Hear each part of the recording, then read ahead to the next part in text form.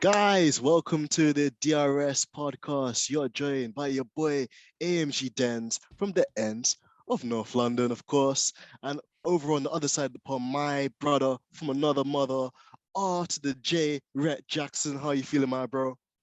Dude, I am feeling well, man. And so glad to finally say we are a week away from the next race. Cannot wait. Race week. I know I was watching Tested this week. I'm a little tired. I relaxed. I've taken a nap. I'm not going to be pouty, but man, waking up at 2 a.m, brutal just for preseason Absolutely. testing. So I'm committed. I got the F1 TV subscription. It's only up from here. Absolutely, bro. Well, listen, I know you've gone through the hardships of that American time difference there. Probably wish you had a DeLorean time machine, probably to try and be probably on the same time as us. But it's okay, Yeah, man. It only Marty gets better McFly from it over here. there. Exactly. Yeah. So, that's the cool part. But of course, we've got a lot to delve into on this episode. Before we even get into testing, I want to give a huge shout out to the Danish Viking that is K-Mag, Super Mag, Super K. That is obviously Kevin Magnussen. He signed a new deal with HAAS Automotive Racing, multi-year contract, which I think shows a statement of intent from HAAS. A great signing from them in terms of having somebody that could be a benchmark and a yardstick for Mick Schumacher. And of course, as well, somebody that's a familiar face at Haas. So what did you make of that news, RJ? Well, I loved it. And I will say before one of our episodes that news hadn't completely broke. So if you did watch and you're probably confused, these guys are behind. What am I listening to? Time difference threw us in there. But my real reaction now, I am a huge fan of it. I think last year he didn't deserve to have to leave, obviously, with their situation. I think he was kind of forced out. But to get a familiar face is awesome. I have never been more optimistic in Haas in the time I've watched Formula One. And on top of it, too, I think there's this really cool camaraderie amongst American fans that I saw on social media, mainly Twitter, saying, this is America's team. Like, we're going to own it, everything like that. So the optimism was never higher. I think some of that probably comes with Mazepin leaving, but bro, I am pumped. Let's go. And day two, I know we're getting into qualifying, but you saw him on day two. I mean, come on there, bro. How could I not, miss him? He was definitely up there in day two. Obviously, for those who live underneath a rock, you might not be aware that Haas have been allocated an extra hour of testing pretty much every single day because unfortunately they had an issue with some freight. It meant that their car or parts of the car couldn't basically reach the circuit on day one on time, and I feel it was one of those things where a lot of the teams were looking to try and pull together and almost kind of work to try and help us because they've had quite a few hard moments in the last couple of months, weeks, days, losing the sponsorship, having a complete driver swap, and then obviously the freight not being delivered on time as well. So I think it was a good token gesture from everybody to basically come together and allow them to have that grace period to do some extra testing and to catch up, of course. And yeah, what do you make of the delivery of the car as well, man? It's got that red and white kind of Danish flag vibe as well. I'll take it. I was gonna say though with Haas, when it rains, it pours. Unfortunately, especially for that team. But I do like it more.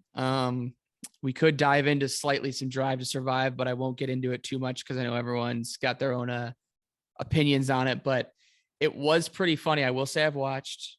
Don't hate me. The Haas episode, by the way, was the best one I've seen. So I'll just throw it out there. If you're not going to really watch, that one wasn't too bad. But I was sick of the more or less tacky wannabe Russian livery. I'm done with it. I'm over it. This one's an upgrade. I think it's a good symbolism for a fresh start for a new season for him. So sky's the limit. I'm excited.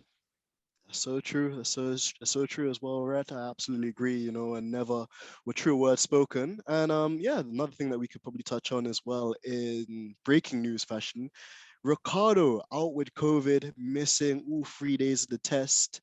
Our thoughts go out to Ricardo. We hope that the smiling assassin and the honey badger is back for the race week. But just want to throw the hat in the ring there as well, Jay. In the event that he can't make it, who do you feel would be a fit candidate for him or to replace him for that race?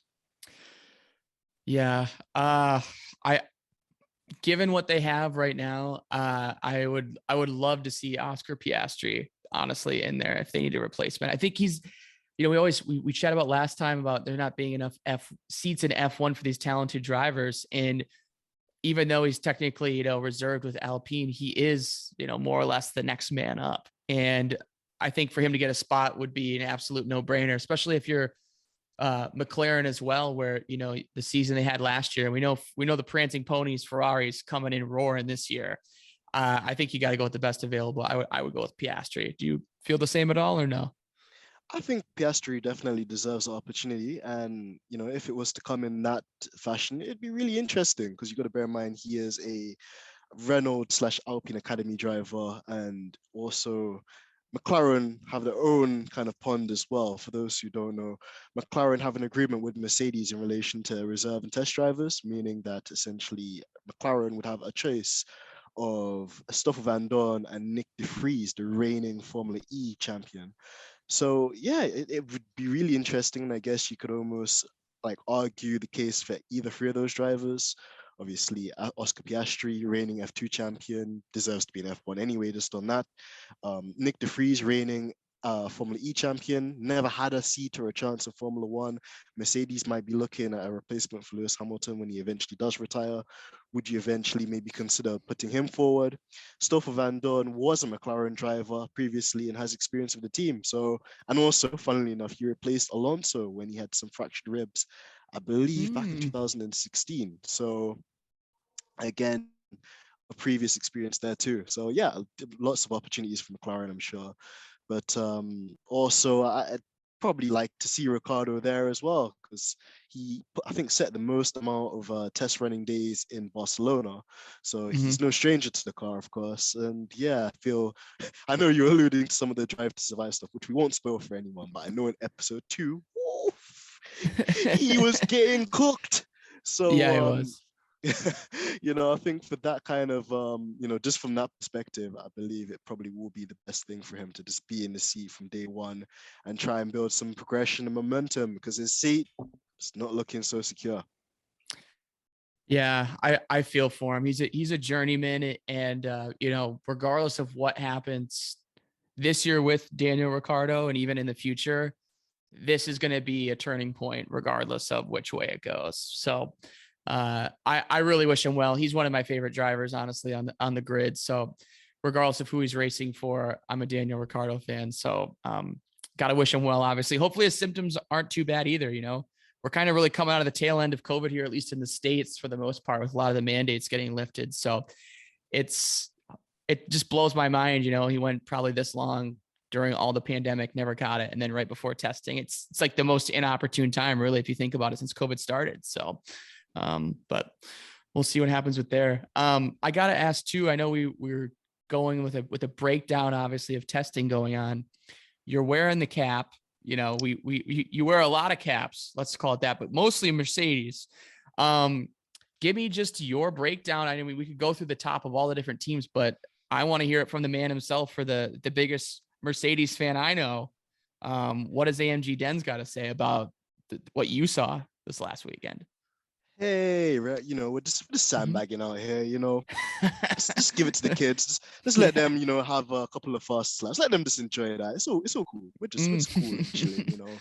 We're just enjoying the Bahrain heat, the beautiful track built in the deserts of Bahrain, designed by Herman Tilke, 3.3 mile track. But I'm sort of waffling. I actually get to your point here. Yeah, with Mercedes, it's an interesting one. I think it just makes sense to just go through the list, kind of, Oh yeah, let's do that. strategically No anyway. worries. Yeah, yeah. Mercedes, it's been an interesting one because obviously they turned up to Bahrain with a really radical W13 with its almost non-existent side pods there. Mm-hmm. I guess the kind of intention behind that essentially is to basically move the air and the wheel wake turbulence coming off the wheels in a different direction. So rather than it basically unstabilizing the rear, you can actually channel that air in other areas. Also, if you have really small side pods, the next benefit you get as well is reduced drag, which means higher top speed as well. So definitely, you could say that they're being quite radical. I know let me speak to your manager, Christian Horner. Didn't really seem too intrigued at first about the radical design, which is No. never a surprise. But definitely, I feel that it's a quite interesting and almost radical move by Mercedes. Fun fact, the zero side pods were actually there in Barcelona, but they were covered by a vanity pedal. So people have this assumption that actually, oh, well, it's not working or it's going to make the engine overheat, which could happen. But Mercedes have actually been running that since Barcelona. It's just that they put a panel over that so no one would realize that they were running these tiny little kind of side pods Ah, underneath, which I think tricksters. is, again, Mercedes up to the usual tricks, which is amazing. And yeah, just to kind of get to the point, essentially, it's been quite an interesting week for them. They've kind of come out and said essentially that it's just been a data gathering exercise for them. They're not chasing lap times. It's all about mileage and testing different philosophies, which I believe. Hmm. We also heard George Russell come on the radios at some point, and he was talking about like his knees hitting the bottom of the steering wheel where the clutch paddle is. So again, it just shows to me that although he's a very fast driver and you can't take that away from him, he's still in an adjustment phase with Mercedes. And you're talking about him having to wear size 10 boots and then have to downsize to a size 9 when he was doing the Sakia Grand Prix, stepping in for Lewis that had COVID that year, and how they basically had to work the Mercedes and change the seat, change the just even the throttle pedals to make it suit Hmm. him. So Yeah. lots of adapting, lots of changes. That's always going to be the case when you're starting a new season with a new driver. But yeah, not much you could really say on Mercedes, to be fair. You wouldn't like to believe that Lewis Hamilton's 4 seconds off the pace. And I think, when you see him and George and Toto smiling in the paddock and giving the media very generic answers, it tells you that there's maybe something they have up their sleeve. So for my sake, I hope that's the case, or else I know our brother Rory's just going to be roasting me the entire year. So yeah, but what are your thoughts, Mercedes? Yeah, so it's interesting you say that. So with Mercedes, I just thought of that Lewis Hamilton interview, and I said, let's circle back to it, where Lewis is getting asked about the track conditions, and he's kind of just almost smiling a little bit. It was after day two. He's talking about the wind changing direction and stuff, and in my head, I'm like, pin this tweet. After the first race, I think there's going to be a lot of hype on whoever probably gets a podium. Maybe, early on, is Ferrari back? All these conspiracy theories. But for me, it's going to take a few races. And I think Mercedes, if they have to make any adjustments, they will. And I think with the car that they have right now, they are way better equipped to figure out which route they really want to go with the car. Because if they really wanted to, they could adjust it based on what Red Bull has going on, or Ferrari based on their success. Whereas Ferrari and Red Bull are kind of already locked in more or less and aren't going to be able to make as much of adjustments. So that's kind of what I gathered. I also just thought it was cool to see George Russell in a championship winning car, literally. So that was exciting to me. But going down the list as well here. You want to go to Ferrari next? Yeah, let's do it. For Okay. me, what I had with Ferrari, um, I would say, arguably overall, I thought they had the strongest preseason with the testing. It's to be Carlos and Charles both seemed really, pretty kind of quietly confident in their car. And I thought overall it just seemed like a pretty smooth drive for their testing. So I know it's kind of a brisk answer, but not really too much to report from them. I thought it was just good runs. Yeah, and I'd echo your sentiments there as well, right? To be honest, I think Ferrari had a really strong testing. They didn't really have many reliability issues, always in the top 5 of the testing timesheets as well, and getting those laps, which are quite critical. Watching the car itself just on the TV screen, it was just very interesting to watch how they're running the rake of the car. Certain Mm-hmm. times you could see the floor scraping, and you'd question whether or not the car could survive that level of sustained physical fatigue. It also raised another point, which is quite an interesting talking point about the teams coming together to ask the FIA to basically stiffen the structural rigidity of the floor. There was arguments maybe to say that there might be a minimum ride height. So essentially that would stop the cars from bottoming out or essentially maybe porpoising to some extent. But having said that, that would also make the cars much more slower in terms of, the straight line performance. You also sometimes remove the aerodynamics by doing that too. Mm-hmm. There's also talk of maybe having a declared ride height in quali So you could run it a much more lower kind of like a ride height where it's going to abuse the floor and torture it, and then having a separate ride height for the race. So you wouldn't have so many like reliability issues or like maybe structural issues with the floor. A really wacky one, which I think was a good talking point as well, was they were also mentioning maybe the idea of having a standardized active suspension. So it's something I saw maybe in the mid 90s with the Williams. I think it's the FW19B or something like that. I'm sure people will correct us. Few random letters and numbers in there. Yeah, you just have to throw them in 2, there. 4, 9er, A, B, F, G. But essentially, yeah, it wouldn't be the first time we had something like that. There was a really, basically get to the point, there was a really radical Williams that had a computerized suspension system. So essentially, it could change the height of the suspension on every single corner to prevent the floor from scraping. So essentially, maybe if they were to bring something like that into the sport where like everybody had exactly the same computerized ride height adjustable computer system, then that would also kind of stop this bucking or porpoising effect that we're seeing. That, also I'm going to say, Brett, man, you need to get your dental insurance adverts out there, bro, for these drivers. They don't fix the issues. Yeah, that's hilarious you say that, because I was actually in a space earlier today with Rory, which, by the way, that'll be a different episode coming out later this week. Interview with Rory from not across a little bit more than across the pond. Maybe I don't even know what's even after the pond. Maybe the grass after in Ireland. He's close by. Scotland, lad. Yeah, somewhere around there. But we were chatting about actually after the 2021 Portugal during the testing, Max Verstappen was having an issue saying, I'll go see my dentist next weekend, which I thought was pretty funny. But I remember that. They might need it. Gasly was bobbling up and down. And before it escapes my memory right now, I think what you're getting at, though, I'm fairly certain. I watched the Senna documentary on Netflix. I believe it was Alain Prost who actually was the first one who drove that Williams car and had that unfair advantage. And that ends up more or less costing Senna a championship, if I'm not mistaken. Spot on. Literally was boom. See, I know some stuff. He's getting there. I'm trying. I didn't have to stretch too hard for that one, but I got it. So no, well, bro, it's amazing, and it just shows, once you spend some time and you research these things, you see that a lot of like concepts in Formula One are not necessarily new, but they're evolutions of ideas that already existed or got outlawed or whatever the case was. So, with this generation of Formula One cars, it's back to ground effects, and one of the ways you can kind of affect the ride height or stop the car from bouncing is just having an active suspension that manually adjusts itself or automatically adjusts itself with a computerized software. So it'll be interesting. I think it'll be far-fetched, and knowing the FIA, they'll just tell the teams, listen, we're not interested.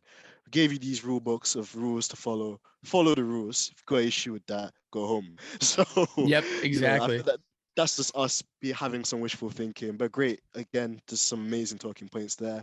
And also some other like very interesting technical insights. People were talking about the Ferrari scalloped higher side pods and how that essentially reduces surface drag. So again, that's a car that's going to be quite slippery in a straight line, being able to follow other cars, which is the point we'll come back to. But overall, Ferrari, strong tests. Can't really complain. So we'll move on to the Red Bull. And fastest in day 3 of testing. They brought a new package, I believe. I didn't get to see so much of it because I was in the middle of a gruesome 12-hour endurance race for charity. But I'm sure you can echo your points on that one as well, Red.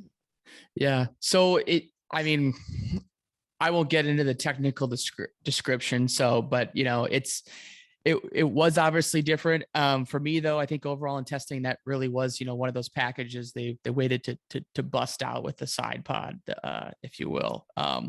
Overall, though, it was a quiet start for them. I mean, in the sense where I think we were still kind of trying to determine who was where. HAAS made some crazy leap or something like that after the end of day 2. But I mean, personally, on the last day of testing, I thought it was how would I say it? They weren't exhausted from 21. I think it showed you that they're actually legit. And in my opinion, I think Red Bull, outside of Ferrari, I think Mercedes, it's still its own thing. But I think Red Bull in some ways kind of has to be somewhat of a favorite going into the first race. That might just be me personally, but I don't know. It was one of those solid performances, honestly. I think if anything, I was expecting them the third day. If they didn't do well, I'd be concerned, but it just proved to me, I think they got it figured out. So we'll see. Yeah, I absolutely agree with you, and it basically seemed that they're quite confident, quite comfortable. So Adrian Newey, their almost technical director, their aerodynamicist, just like jamming in like a t-shirt and some, chinos. So yeah, it didn't really seem that there's much stress there at all. Again, it'll be interesting to see how that plays out though, because whilst it seems they've got a quite competitive package for now, how far have they developed the car further on? Because we know that they did spend quite a lot of resources fighting for that championship last year. And ultimately, yeah, with the Red Bull, whilst I don't want to give them too much credit because they are the dark side for me anyway, it seemed There like the could be car light in the was, darkness sometimes. of course, of course. But yeah, it just seemed for them that they ran quite smoothly, not too many technical issues for them at all. They had flow of this paint, so they test airflow and trying to measure just how it was traveling across the car as well. And ultimately, too, yeah, the car just seems super, super planted. Not really too many issues at all. No porpoising. Yeah, you got to say that they're going to be one of the strong contenders. So, absolutely, they have to be up there based on what we've seen. So, I will actually take a little detour and go to their sister team, AlphaTauri. Mhm. And I don't know if you had any thoughts to share on this one. Yeah, I didn't think overall it was horrible for him at all. I thought Gasly and Sonoda both looked good. I think there was one clip that went pretty viral, like I had mentioned a little bit earlier, where Gasly was literally just really bumping up and down. So I'm sure they'll get it under control. But it'll be unique to me to see, because the one thing that we on that team that we have now, we know it's the Red Bull B team, as a lot of people call it. They're going to have twice as much data to collect and actually help analyze with their car. So I actually, if anything, if testing told me something, I think they're going to be better than what we saw just based on that fact. So how about you? Yeah, I echo those points as well, Brett. And Mm-hmm. yeah, for me too, they had the fastest day on day one with the time set by Gasly. I like Yeah. the reference you mentioned there too, with like Gasly bopping his head. Our presentator, Croft, he was basically saying that he wanted to get some Metallica, Enter Sandman, just with Gasly bopping their Yeah. head up and down, just like he was at like a metal rave. So yeah, it made me laugh. But some other interesting key points about AlphaTauri too, I'll just mention was they interviewed their team principal, Franz Tost. He's basically speaking about the cost cap because those again, essentially this year there is a cost cap, which basically means the teams they can earn as much money as they want. Like for Mm-hmm. example, Red Bull got a $500 million deal, but they're only allowed to spend 140 million pound on an allocated amount of things to run the car, to buy parts, to run the team essentially. Keep the And receipts. exactly, those accountants will be looking. Yeah, they will. And essentially, yeah, just basically Franz Tuss was essentially saying that he hopes that Yuki doesn't really crash the car too many times because a Formula One car is a very expensive piece of kit. One could go for like 20 million, 30 million. Engine alone is like 1.62 million, and just the technology Jeez. as well. So you wouldn't want to be crashing too many Formula One cars, and I'm sure Mm-mm. there's lots of articles about that. But also, and I'm sure you can relate and probably expand on this point too. They're talking about basically AlphaTauri getting the benefit of this NFL draft system where they have a revolving amount of time in the wind tunnel. So, for example, HAAS and AlphaTauri had like the most amount of time in the wind tunnel to develop the car, and it's like akin to the NFL where like maybe Mm-hmm. the poorer teams get to pick the more talented prospects first, and the bigger teams don't really get like the top of the crop guys first.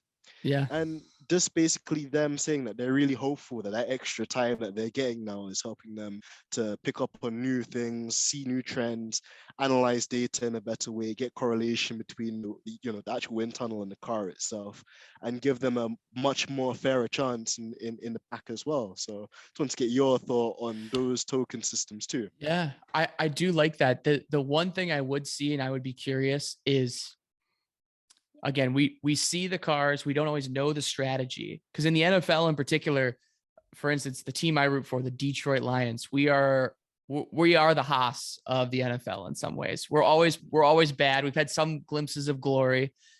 Shout out to Megatron if you're listening, GOAT.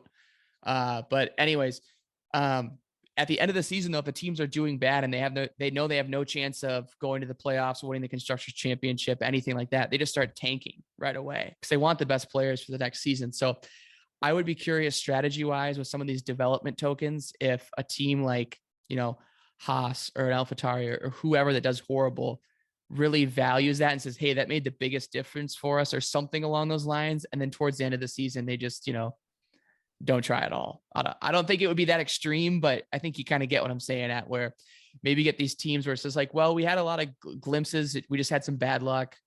Now let's already just focus on to the next year. Cause that's kind of what HAAS did this last year. Let's be honest. So, it'll be interesting to see how that plays out, but I am a fan of that system. It does kind of try to help level that playing field in some ways. And I know with going from Red Bull to, back to AlphaTauri, from the pecking order, if we're going back in order, I would say next up would probably be, based on last year's standings, McLaren.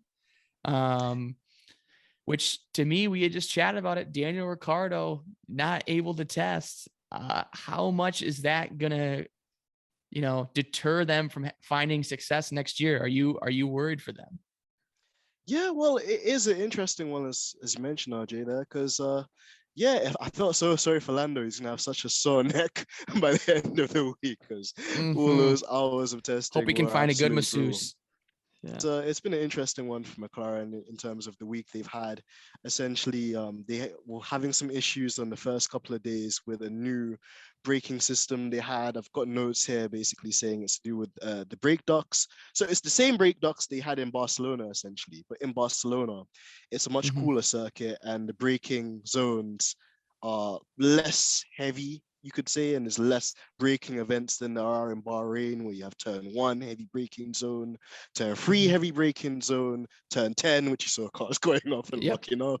It just they're really struggling with that. And I think in a way it's almost a good thing that you have testing because you can iron out these creases. We saw them also, messing around with some flow-vis paint, so they're looking at air flow direction. Also just testing different systems. I saw Lando with a big kind of message on his steering wheel, say CSL. And I was like, oh, I've got a CSL steering wheel. It wasn't the same. Apparently it stands for constant speed limit test. So they were testing a constant speed on the ECU of the engine and just testing different parameters with that as well, making sure that the car is basically responding to all the transmitters back to the factory and working. So lots of interesting stuff you could do. And if you're not trying to set hot laps every single lap, it's nice to know that you can do other things as well and still be productive. So I'm positive that McLaren has still salvaged the most they could from the days of testing. Weren't really too far off the pace either when they were doing their first run. So fairly optimistic for them. And then on the topic of McLaren, I also wanted to talk about Colton Herta also being announced as one of the drivers that will get a test at some point of this year too. So another great opportunity to see, a McLaren driver, but from the IndyCar stable, get an opportunity at some point. And that also throws another hat into the ring, because if Daniel doesn't perform, if Zach Brown wants to bring the more American side of the sport and the heritage and stuff like that into McLaren, he's got another young driver like Pato Award, like Colton, that can do that too. And I'd look forward to seeing that. Yeah, I completely agree. I actually was in a chatting with a few more IndyCar fans and about that. There was a lot of speculation around it, but the general consensus I had got, and this is me putting my ear to the ground from a few people, just because you don't know what you don't know sometimes, but they were saying they thought it was more of the fact of getting a favor called in for Colton Herta, with the respect that him going forward will be strictly an Andretti driver, assuming they get into F1. But I think the opportunity for him to obviously even test is, going to be really good, especially you think about the results of it too. Okay.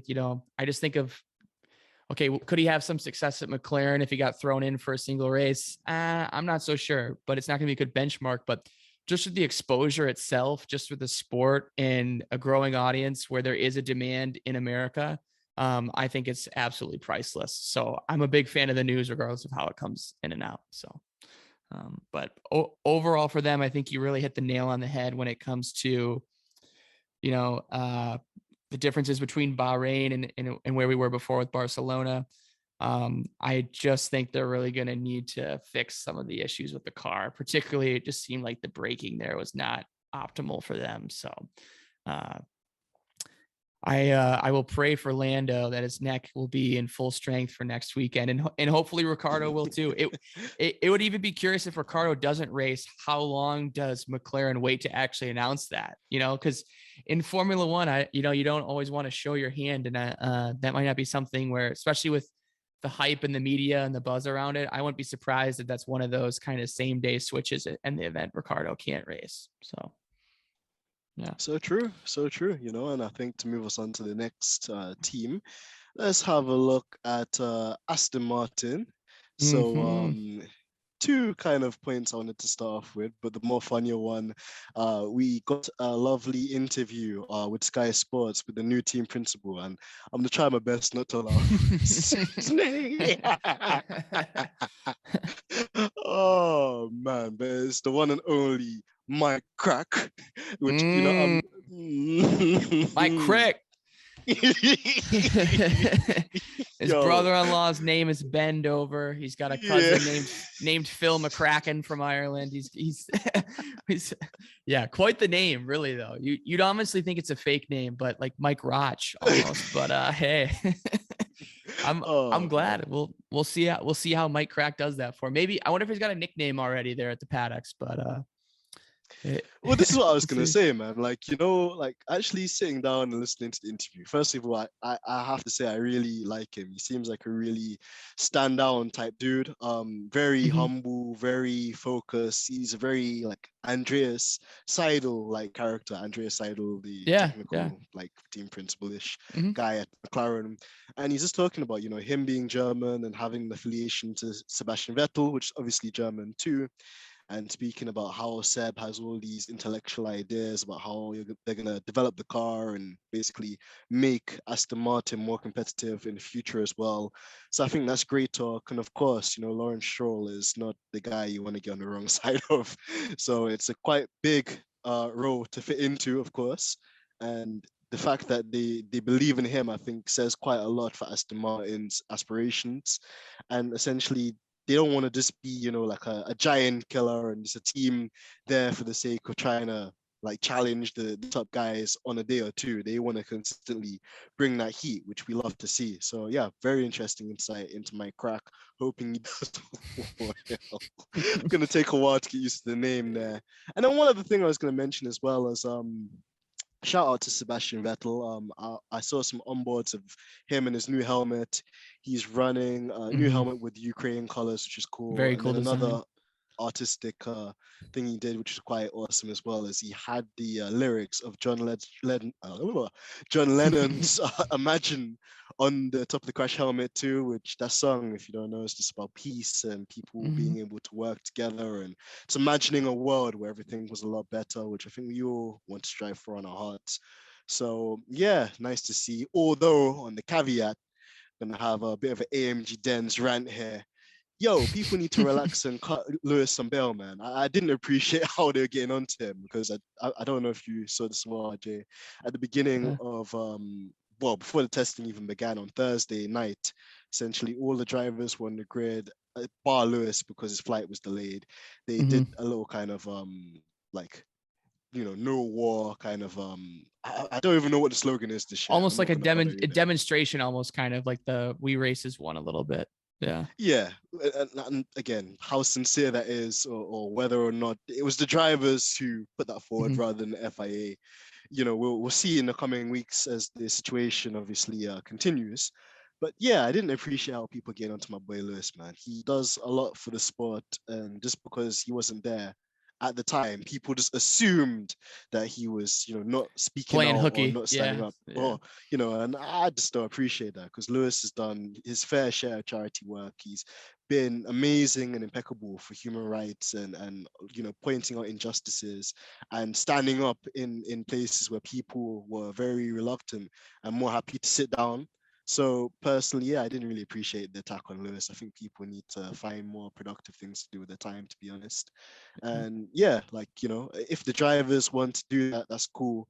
If the drivers want to be silent, I don't understand why. Even if Lewis didn't come out and say anything, or he didn't want to say anything, that would still be cool. Because when Kimi Räikkönen didn't want to say anything about Black Lives Matter or all these other, Mhm. human right things, no one had a go at him. So I didn't see why people were digging Lewis. But that is the toxic side of the fan base, and I just wanted to give them their 5 seconds of light. So Yeah. yeah, we can move on to something a bit more. I think that's good. And I think Lewis too, though, in that sense, I'm pretty certain his flight was delayed.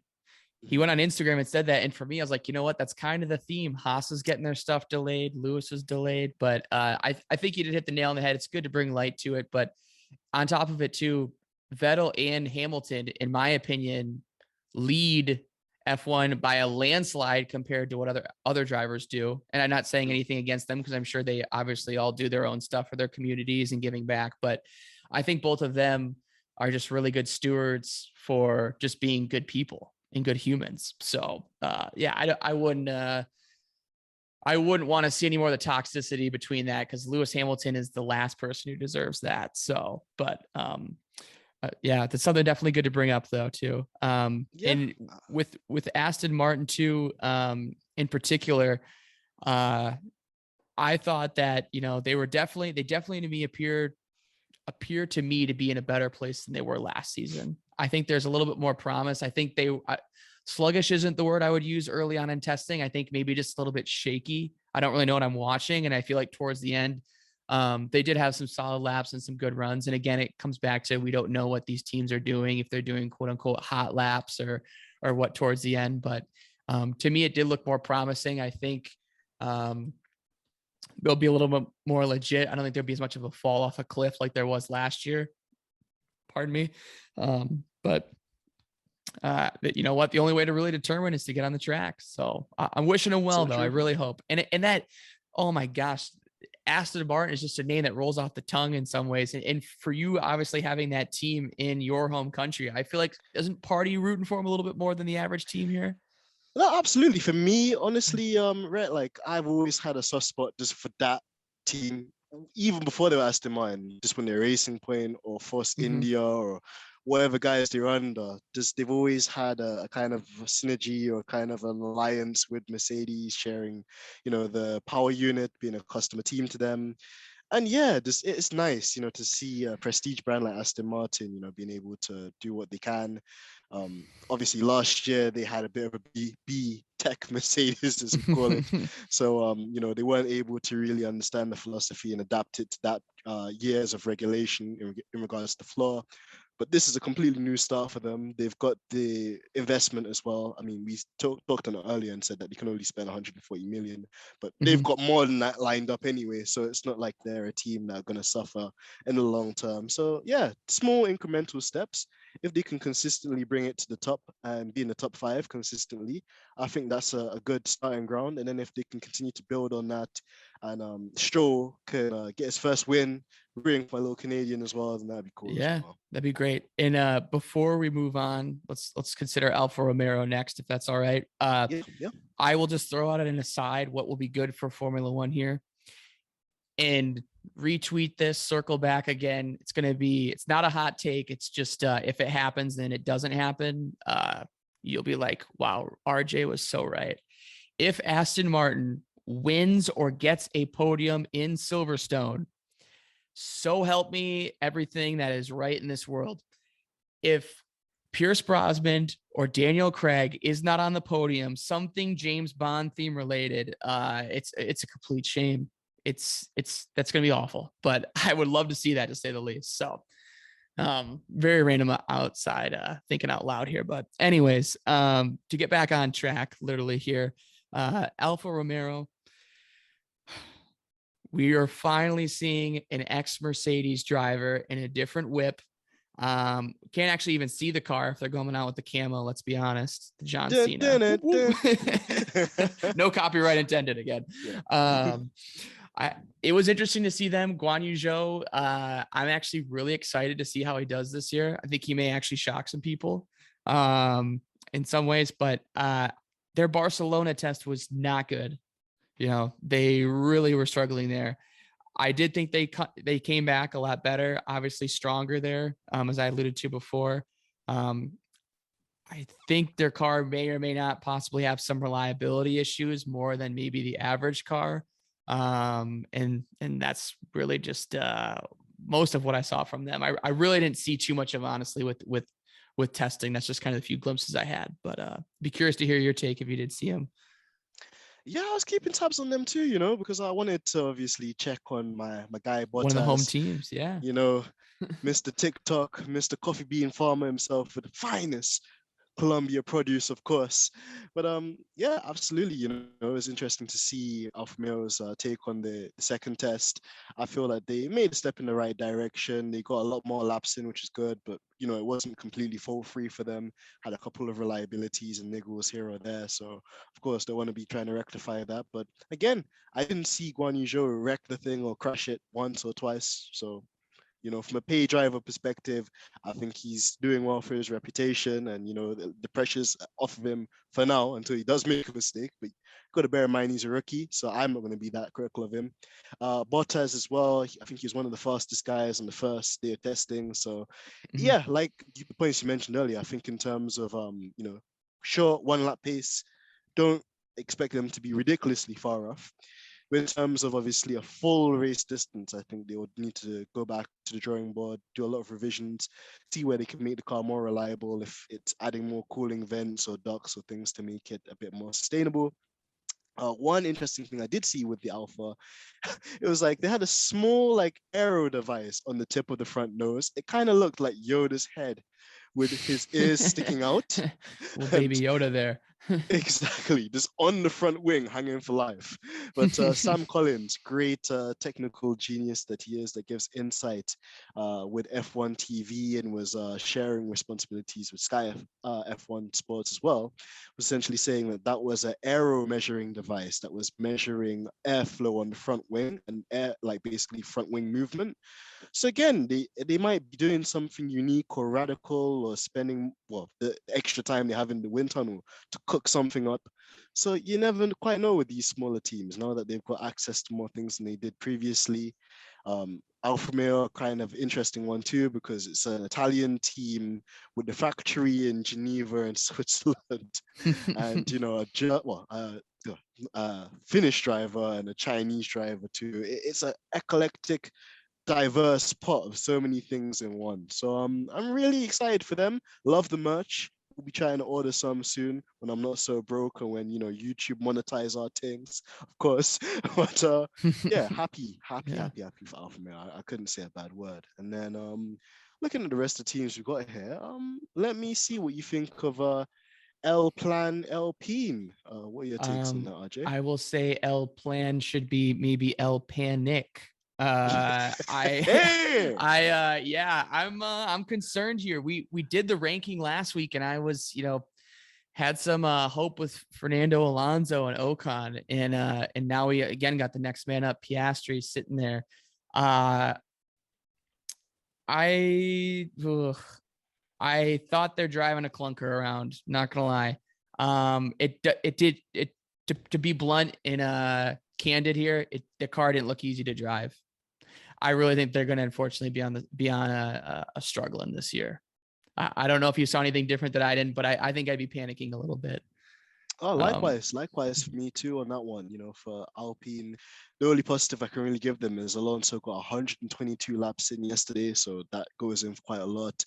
If you're talking about just very short, hot lap pace, Ocon set one of the fastest laps on day 2. But again, you don't know if the other teams are sandbagging, what the fuel loads are, whether Alpine are trying to, secure a bit of, guala with, some pace outside the track too. So Yeah, can't completely write them off, but at the same time too, they'll be expecting more. Their sponsors will be expecting more.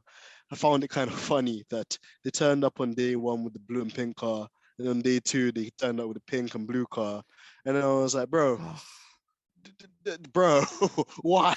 You know, they if they're looking for sponsorships, Pepto Bismol should be I knew you they were need going to be there. a sponsor, no doubt, dude. Absolutely. I don't know, but yeah, they're one where I really, you know what, in a weird way, I don't want to compare them from teams from last year, but I think they're going to have as big of a drop off as Aston Martin did in the year before. I really think they are, but this is expected more this time. So I don't want to talk too early right now, but Fernando Alonso, we know, is obviously, you know, quote unquote aged in some way. I use that term loosely because he's still a world championship in class driver, no doubt. But Oh, you know, yes. I look at him and you see someone like Kimi Räikkönen who had a really obviously longevity, really great career, you know, finally decided to retire from this part of motorsport, Formula One, even though he's still actively involved in other areas. I'm not calling it a retirement party. I'm not suggesting that at all, but it would really make you think if the car doesn't do well, what does Fernando Alonso do or don't do?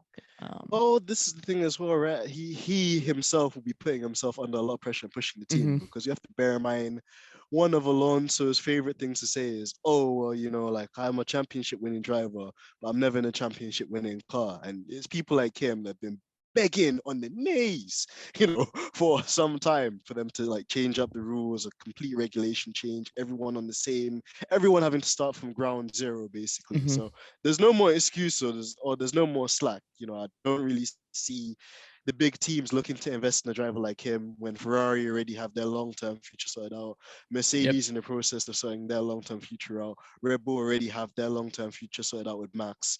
You know, Alonso has to basically do what he can with Alpine and use his experience and expertise to bring them up, because he's not going to get the slack. And personally, for me, he should be achieving more, no doubt. But having said that, it's not just the team. You also have to lead the team and help them to develop the car in a way that it should be.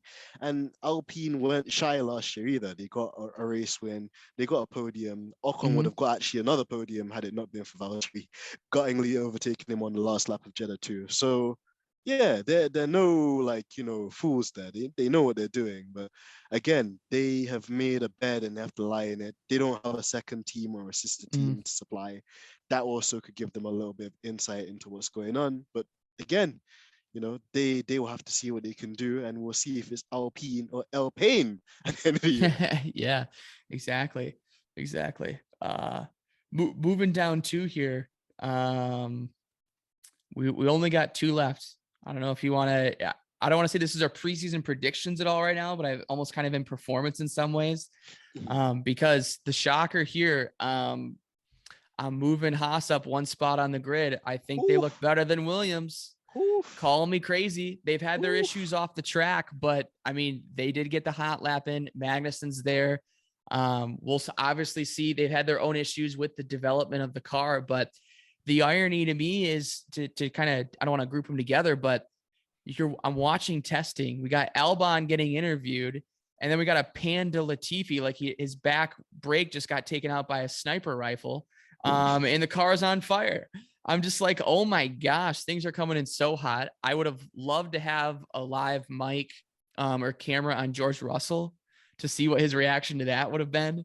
But yeah, Out of there like Dodge, man. yeah, He's out of there like Dodge, honestly. Like, exactly. Yeah, but I thought in terms of, I think Haas, things are looking up for him. On the other counterpart with that, I thought Williams was decent. It just didn't seem completely over reliable to me, with particularly steering and some brake issues.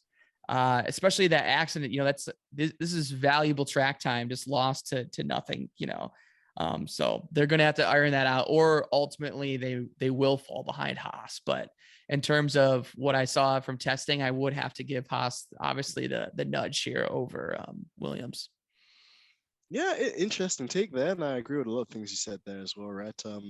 I'll kind of go with Williams then, since they're your The kind of home team. underdog. Or, yeah, yeah, for them, interesting. Because on the first day, I believe the album was only 6 tenths off the Ferrari on a step of softer compound tire. So of course, I'm not expecting a Williams to be challenging a Ferrari anytime soon. But we've come from a generation where Ferrari could lap like Williams and almost go 2 seconds a lap quicker in qualifying conditions. So for the gap to only be 6 tenths, even with a bit of a tire deficit there, Mhm. maybe there's hope for Williams. Also, we have to also give them a bit of credit, because I think they were top five in top of in relation to the mileage chart at Barcelona.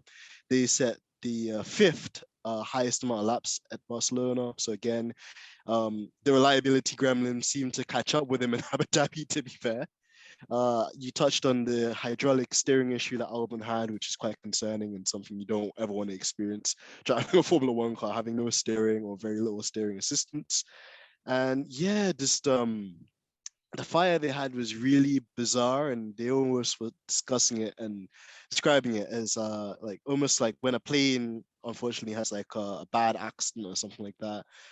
Same thing with the team. They essentially have to go and pick up all the debris, all the different pieces, and try and work out what actually caused the incident. And yeah, it's gonna be a bit challenging for Williams, because they'll want to definitely be closer to the midfield with their new investment and new owners as well. But yeah, can't really say too much about them, to be fair. I think Mhm. they're trying to basically get their head down. They seem a lot more serious. Albon, whilst I thought, them losing George would be a huge setback for them, Albon seems to have just kind of like fitted back in very smoothly. He's a quite likable guy, although they say nice guys finish last. Yeah, He's there, exactly. and he's quite familiar with all the faces now and stuff. And obviously Latifi too. He's got really no excuses. He's been there for quite a long time. So yeah, Williams are cool. And then, if we're gonna like round up the teams then with Haas, again, we touched on them in the beginning. Statement of intent to resign K-Mag for a multi-year deal. It shows actually that they're not reliant on pay drivers anymore, because Mm-hmm. obviously if they were so desperate for money or so desperate for a sponsorship, they would have probably tried to find another pay driver. But the mere fact that they just tried to go for a standard driver like K-Mag says quite a lot about their intentions and probably their financial stability, which is good. Maybe Gene Haas is, splashing their cash to keep things Yeah. running down there too, but that's good. Mm-hmm. One thing I was going to say as well is Haas were spotted with a very unique shark fin, a serrated shark fin design. So that's essentially there to stabilize the car in mid-speed corners to stop it from over-rotating. It's probably where Spinita Mazepin got his nickname from, when he just kept spinning the car around like Kylie Minogue. Great shout again, no copyright. But Yep. yeah, it's good to see the small guy get a chance. David versus Goliath. Them, the team is basically agreeing that they should be allowed to get a bit more time due to the issues with them getting the parts flown over. And yeah, definitely, I could see a good partnership between K Mag and Mick. The Yeah. only thing I'll really say is that whilst Kevin is a great, reliable driver, he'll get you the points. He's very robust, very uncompromising driver. Got a podium with his first race in McLaren back in 2014. I think there's a fuel flow issue, but we never speak about stuff like that. Yeah. But yeah, the only kind of criticism I have for K-Mag is he's not known for being a developer of a car. I don't know if you remember on Drive to Survive a couple of years ago in the Rich Energy year, essentially K-Mag and Grosjean were going in two completely different directions with the development of the car. Because Mm-hmm. essentially, K-Mag was saying, yeah, give me all these new parts. Want the new parts, don't shine. Yeah, give me. And Grosjean was the one saying, yo, these parts, they're not doing anything for this car. It's not making the car any better. Just give me the actual, like, A-spec, like, the basic budget version of this whip from, like, pre-season testing. And at some points, Grosjean was out qualifying and outbeating Magnussen in the newer, like B spec developed car. So, a bit concerning. But again, it's a bit too harsh to say that about K-Mag, considering he's only coming back into this team now. He wasn't part of the development process when they're obviously making this new 2022 car. So, he's just going to have to fit in and, yeah, try and basically do the best he can. Yeah. That's A lot of great insight there too. And I wanted to circle back for one thing because I was interacting with some people this weekend, and one hot take that I did hear, and I'd be curious your opinion about it, saying that Latifi is actually going to have a better season than Albon. Do you buy that at all? Is that a hot take, or you think that's actually something that could be realistic this season for him? It's an intriguing one there, right? Because with Latifi, his qualifying has never been that great. But then again, in terms of race pace, he's never been too far off Russell, to be honest. Like, it's not a case like Max with Gasly, where Max lapped Gasly, or Lando lapping Ricardo at Monaco, or for example, like Mick lapping Mazepin, in 2021. Like, I'd never recalled, or I can't recall, to be honest, a time where Latifi, has been like lapped by Russell. So it goes to show you that his race pace is actually not too bad. And also, you got to bear in mind that these two were teammates in F2 as well. So they've got previous with each other. And actually, it'll be interesting to see how it works out, because on one side, yes, they got like that previous experience. They're quite buddy with each other. There's a bit of a bromance there. But of course, Latifi, in the defective sense or de facto sense, is the number one driver because he's been there longer. His dad is a big shareholder in the team as well and gives them a lot of investment. And at least with Latifi, I could say that compared to his first year, where he got no points and made lots of crashes and mistakes, second year, we had a couple of crashes but got points and was closer to Russell. There's been a trajectory. But again, can't count out Albon either. I think Albon's a strong candidate. He is a very interesting character too. Red Bull think of him quite highly because I don't know if people know this, but he was actually giving coaching lessons to Sonoda too, and like a driver coach for Yuki. And that was really cool because, Yuki had lots of raw talent, but he was struggling with unlocking that and basically like trying to get the same setup. So Albon was there to kind of coach him, kind of tame him down a bit, instill some of his calmness into Yuki. And we've seen that Yuki got a fourth place in Abu Dhabi, and we're still making a couple of mistakes, but that's to be expected of a rookie. So yeah, I wouldn't sleep on Albon either. I think that's a really interesting one. I don't really think it's going to be a bloodbath. I think even if one outperforms the other, they'll keep their seats probably for the years to come, because Williams need that stability now that they've lost George. But yeah, I would be more impressed if Latifi could be Albon other than Albon being Latifi. So yeah, it'd be interesting to see. But people have their thoughts, and I could definitely see that if Latifi continues to show this upward trajectory. Yeah, that's a great point. And you know what? We get to find out next week. That's the best part. Yeah. Only a couple more days, and just to kind of like tie, I guess, this episode up, this testing episode. There's just some other points I wanted to bring up as well, and some notes I made. They're basically talking that compared to last year's car, when a car was following another car in dirty air, they would lose 46% of the downforce. But now this year, the downforce loss with a car following another car is only 18%. So that's huge. And I think that was very reflective in quite a few battles we saw on track. I believe we saw Bottas, and I think it was Albon going wheel to wheel. We saw another battle with Perez and Albon too, which is quite fun. I think it was Stroll versus Gasly, Hamilton following each other along.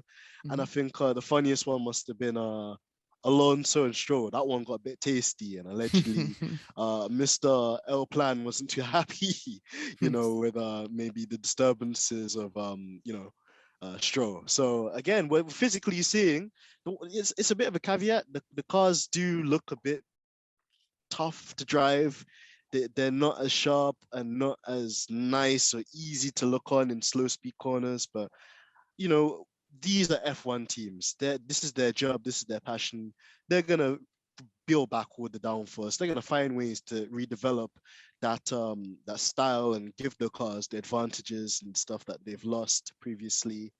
Also, another thing that's quite interesting, another interesting take was the boss of Pirelli, Mario Isola, was essentially talking about tires in the first day of testing. Again, what's interesting with Bahrain test is the second half of the test is always quicker than the first because the track temperatures are a lot cooler.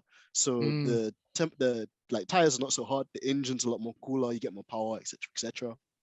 But from a tire point of view, Pirelli were very excited about the morning sessions because obviously that's when it was the most hottest, and he just wanted to see how were these new tires coping. So he said that from the observations that Pirelli made, there was no graining on the tires even with the hot Bahraini conditions, which is nice. He alluded to the fact that this is going to be a year where drivers should be able to push in the tires flat out, which is cool. But also then it might affect the likes of Perez, we've mentioned in previous podcasts. Ricardo as well. Yeah. Exactly, the tire whisperers of the day, maybe not being able to rely on that now. So there's Yeah. that.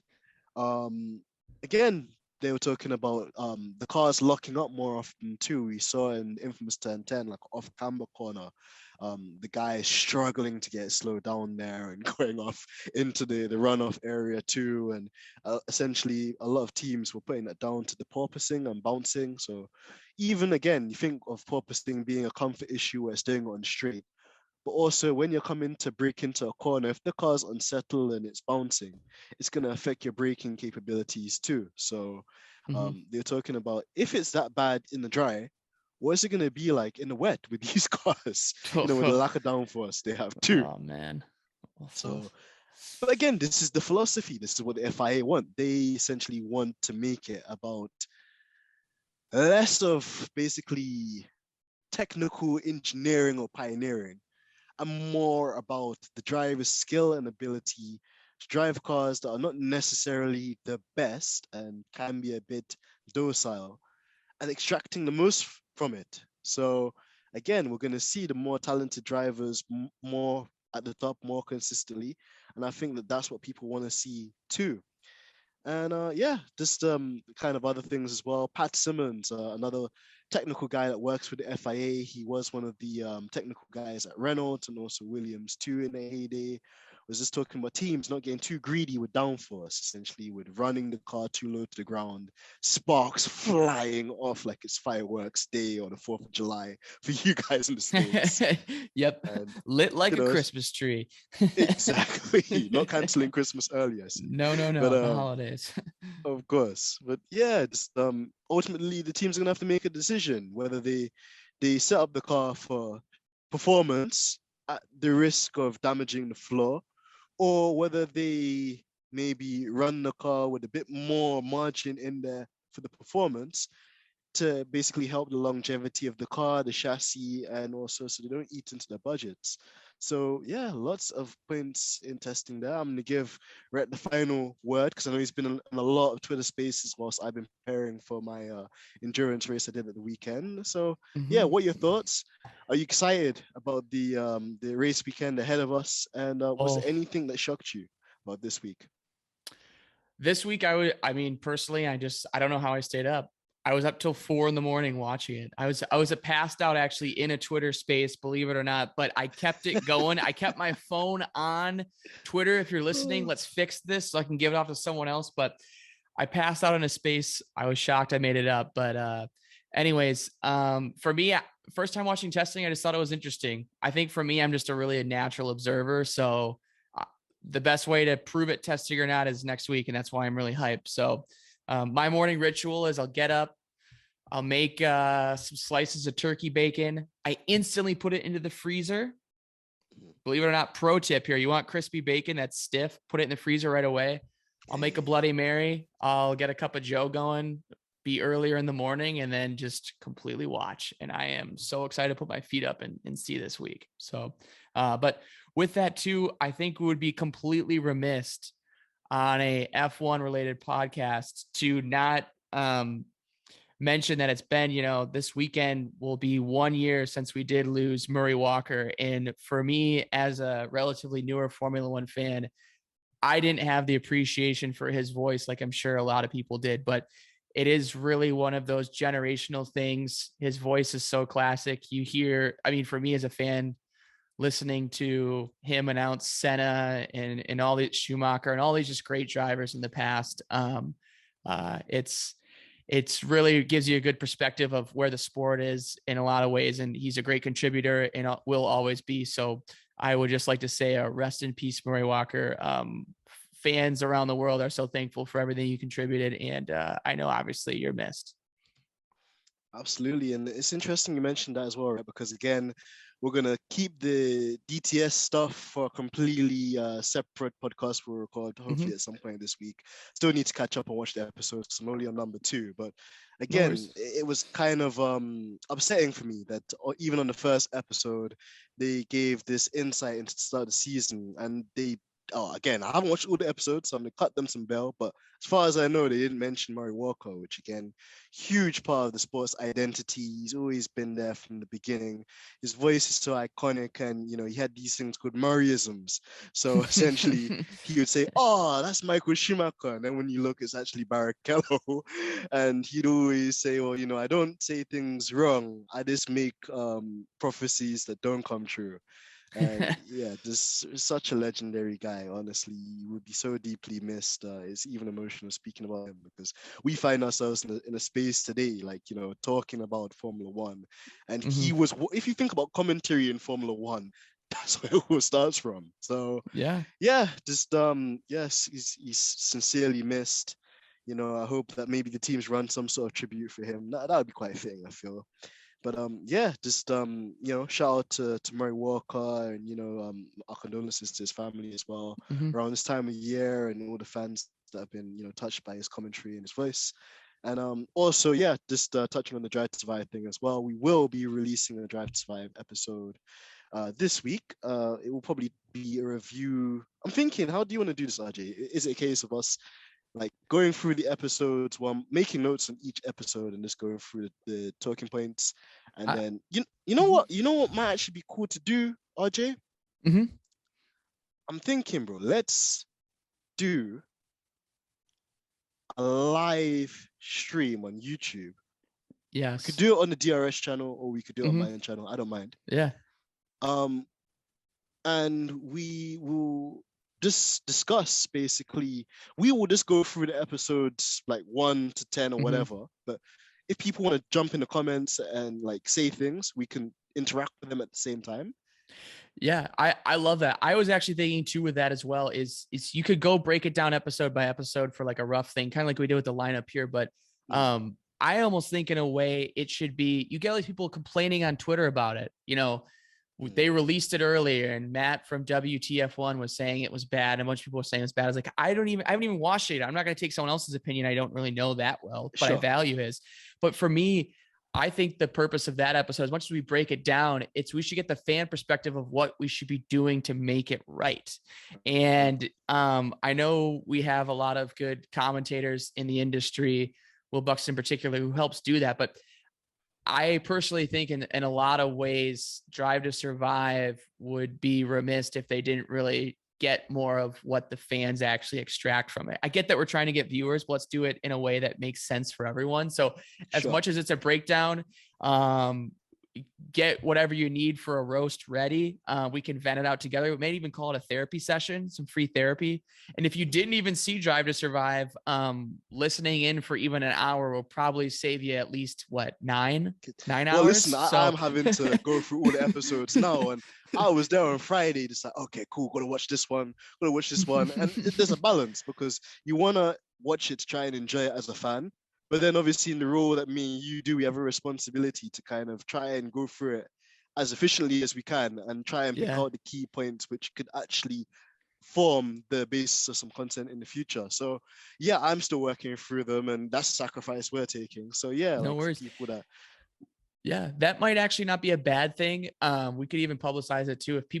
If you're game for it pre-race, I don't know what time the race came out, we could just do it an hour beforehand. That might not be a horrible idea either. But again, I'm game for whatever. So yeah, be on the lookout for that. Obviously, as always, try to engage if you can. We're constantly hopping on Twitter Spaces at _the DRS zone, or even our personal handle as well.